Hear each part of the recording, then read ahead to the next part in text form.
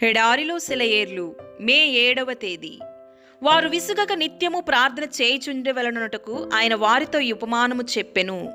లూకా సువార్త 18వ అధ్యాయము 1వ వచనం.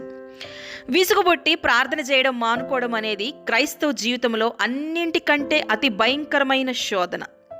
మనం ఒక విషయం గురించి ప్రార్థన చేయడం మొదలు పెడతాం. ఒక రోజు, ఒక వారం, మహా అయితే ఒక నెల రోజులు దేవునికి విన్నవించుకుంటాం. ఏది ఖచ్చితమైన సమాధానం రాకపోతే విసుగెత్తి ఇక బొత్తిగా ప్రార్థించడమే మానుకుంటాం. ఇది చాలా ప్రమాదకరమైన పొరపాటు. ఇది ఆరంభ శూరత్వం.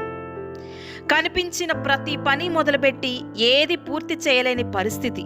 ఇది జీవితం నాశనం కావడానికి హేతువు.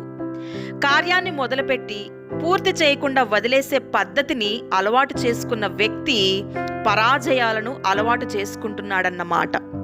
ఒక ప్రయోజనం కోసం ప్రార్థించడం మొదలుపెట్టి సరైన జవాబు దొరికేదాకా ప్రార్థించని ప్రతి వ్యక్తి ఇదే అలవాటు పడుతున్నాడు.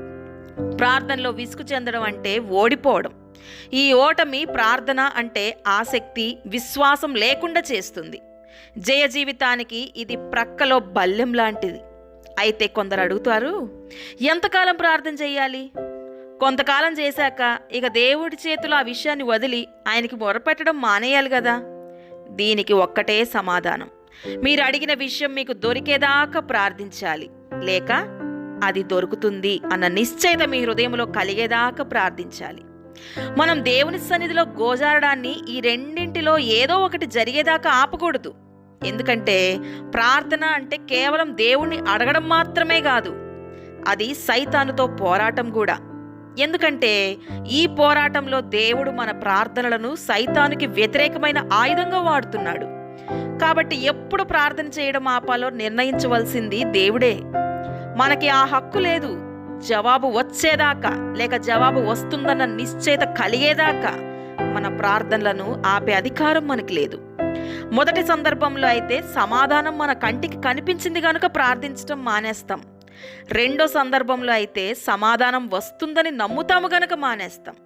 ఎందుకంటే మన హృదయంలోని నమ్మకం మన కంటికి కనిపించే దృశ్యాల వంటిదే. ఎందుకంటే ఈ నమ్మకం దేవుని నుండి, దేవుని వలన కలిగిన నమ్మకం. మనం ప్రార్థనా జీవితంలో అనుభవజ్ఞుల మౌతామన్న కొద్దీ దేవుడిచ్చే నిశ్చయత ఎలాంటిదంటే విషయాన్ని మరింతగా గుర్తుపడుతుంటాము. ఆ నిశ్చయతను ఆధారం చేసుకొని ఎప్పుడు నిశ్చింతగా ఉండవచ్చు, లేక ఎలాంటి పరిస్థితిలో మన ప్రార్థనని కొనసాగించాలి అనే సంగతి మనకు అర్థమవుతుంది. దేవుని వాగ్దానాల మజిలీలో వేచి ఉండండి. దేవుడొచ్చి మిమ్మల్ని అక్కడ కలుస్తాడు. తన వాగ్దానాల బాట మీదగానే నడిచి వస్తాడు ఆయన.